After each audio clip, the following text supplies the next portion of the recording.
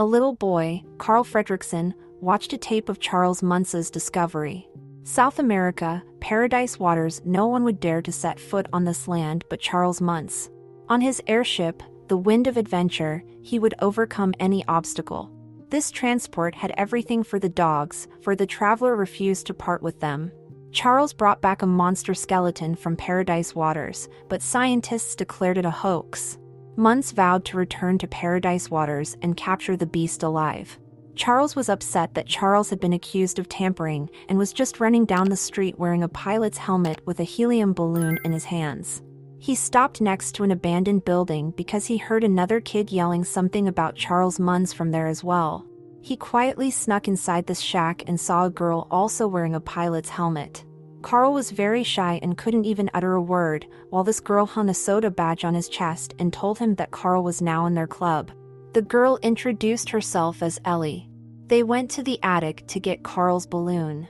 The balloon is stuck on the other side and they have to go through a plank. The plank couldn't hold Carl and he fell, breaking his arm. Carl was lying at home, a cast on his arm, reading a book, when a helium balloon flew into the room and Ellie climbed in through the window to cheer him up. They built a kind of tent together out of blankets, where they sat together and watched Ellie's adventure book. Ellie talked about her dream of flying to paradise waters and building a cabin on the edge of a waterfall. They looked at a toy blimp together and Ellie asked to swear that Carl would take her on a blimp to paradise waters. Carl swore on his heart. She climbed out the window, saying he was quiet and they would definitely hit it off. Ellie and Carl grew up and got married. They bought the same abandoned cottage where they first met and started renovating it. They created Ellie's dream cottage that she had drawn as a child in her adventure book. They put 2 chairs by the window, one for Carl and one for Ellie. Carl was a helium balloon salesman and Ellie worked at the zoo. They were preparing for the birth of their baby and created a nursery, but Ellie had a miscarriage. Carl tried to support her and they started working on her adventure book again, raising money in the bank to fly to paradise waters someday. But there were constant setbacks: car repairs, Carl's broken leg. The jar had to be broken. The years went by and they grew old. They still dreamed of a house on the edge of a waterfall in paradise waters. Finally, Carl managed to get the tickets, but Ellie got sick. A helium balloon flew into her at the hospital while she was looking at her adventure book. Ellie died. Carl's gray routine began. He walked out onto the porch of his house. There is new construction going on all around, noise, dust. The builder's boss wants to buy Carl's house. Carl refuses as usual and says he will give it back only after his death. While Carl was watching TV, there was a knock on the door. There stood a little boy named Russell, who was a nature explorer. He had to help Carl in order to get one last senior citizen's assistance badge so that he could then become a senior nature explorer. To get rid of Russell, Carl made up as if he had lost Waffle's animal and asks him to find it. At that time, a construction worker's tractor drove by the house and hit the mailbox that Ellie was painting. Carl knocked the construction worker on the head with his cane in front of witnesses. The police arrived and Carl was summoned to court where they declared Carl a menace to the community. He had to leave the house and move to a retirement shelter. Carl read Ellie's adventure book and gained determination. The next morning, shelter workers arrived to pick Carl up. Carl asked to say goodbye to his home walls, but instead he released hundreds of helium balloons over the roof, which lifted his house to the sky. He was going to fly off to the waters of paradise. His cabin also had sails and a helm. He was going to fulfill his and Ellie's dream. He sat down on a chair near a window and relaxing as he heard a knock on the door. Carl thought he was imagining it, but the knock came again. It was Russell clinging to the porch. Russell went inside the house and started touching everything. He talked a lot. Carl couldn't stand it and turned off his hearing aid, cutting off strings of helium balloons. But then he turned it back on right away because Russell screamed because there were rain clouds right in front of them. The next day Russell and Carl were in South America, but they didn't realize it yet. Then the fog cleared and they see the same paradise waters. Carl and Russell decided to drag the house right up to the falls. Russell talked about how it might count as retirement assistance. The 3 dogs started chasing some bird, but they were driven away by a squeak from Carl's hearing aid. Russell complained that he was tired and he wanted to go big, but he happened to find footprints and started looking for that waffle animal. There was a rustling sound next to him while Russell was eating chocolate. Some birds started pecking at his chocolate bar. Russell went back to Karl and informed him that he had found waffle. Karl didn't pay attention to it, but when he turned around, he wondered what kind of tall creature it was.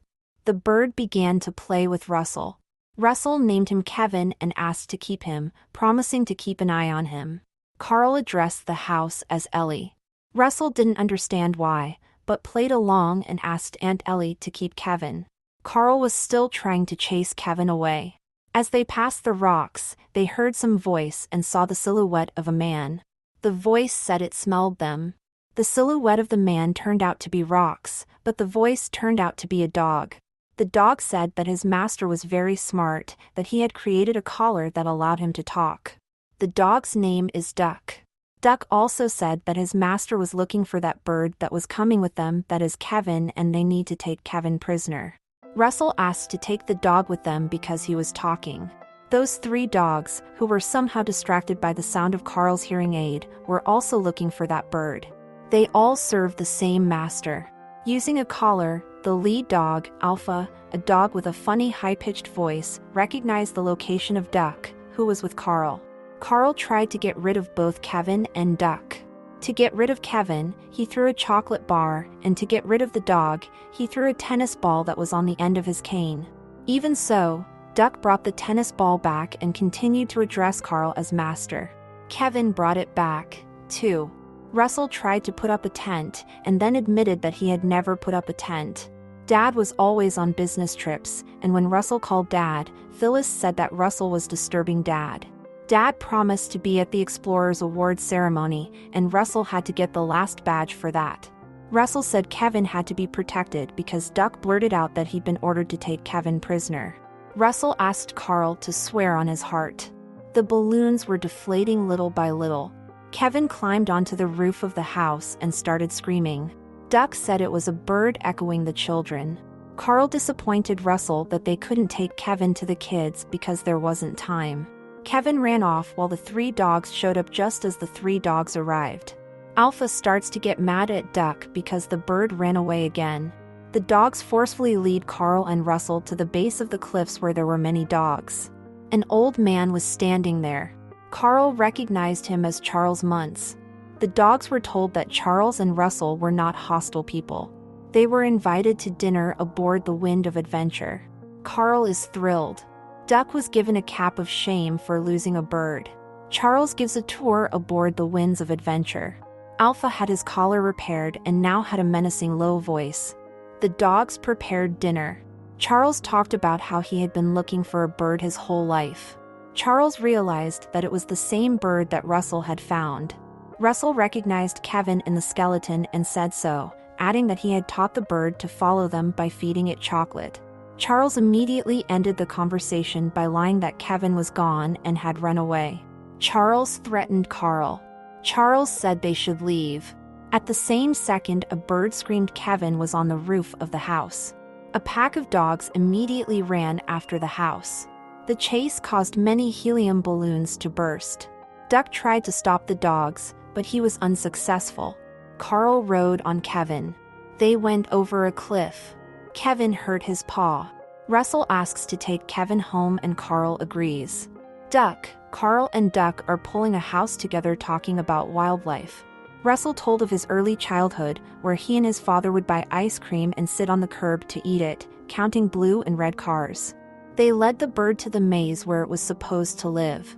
But the spotlights from the airship blazed above them.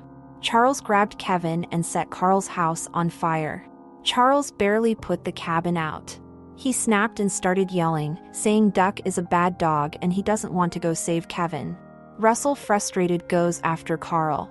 They finally reach the waterfall. The house landed on the ground. Russell took off his badges because he didn't want them anymore.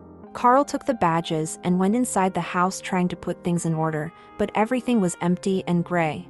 He started looking at the adventure book again.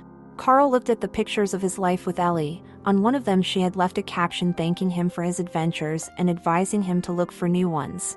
At that time, Russell tied balloons to himself and flew to rescue Kevin. Karl started throwing all the furniture out of the house, including his and Ellie's chair. The house took off again. There was a knock on the door. It was Duck. Duck said he loved Karl because he was his master. Karl was pleased and called Duck a good dog. Russell flew to Charles's airship and snuck inside. Muntz caught Russell and tied him to a chair and opened the baggage compartment so Russell fell in. Charles rescued Russell and, without untying him, carried him into the cabin. Karl started to make his own way and after Kevin. The bird was being followed by the dogs. Karl removed a tennis ball from his cane and distracted the dogs while he himself tried to free Kevin. Russell pulled the ropes off of himself, fell and hung from the hose in the air. Charles with a cane started fighting against Charles with a saber. Duck was left alone with the dogs who did not like him. Duck put a cap of shame on Alpha and then the other dogs started to obey Duck. Charles was also fighting Charles. They had already climbed into the house with Kevin when Charles started firing off bullets. Kevin, Duck, and Russell were in the house that had almost fallen off the airship. As Charles held the house, Charles went inside, intending to kill Kevin. Charles ordered Russell to hold Duck and Kevin and then got the chocolate. Kevin jumped out the window of the house with Russell and Duck, and then the cabin, with Charles still inside, fell down with him. Russell replied that he felt sorry for the house. Charles smiled and said that it was just a house. Karl, Russell, and Duck took Kevin to their children and then returned home, flying the blimp. The awards ceremony has begun. Russell was honored with a Senior Citizen Assistance badge. Karl hung up that badge and gave his most valuable one, Ellie's soda badge. Russell became a senior nature explorer. Russell and Karl sat on the curb eating ice cream, counting blue and red cars with Duck. Karl's cabin landed on the edge of the waterfall.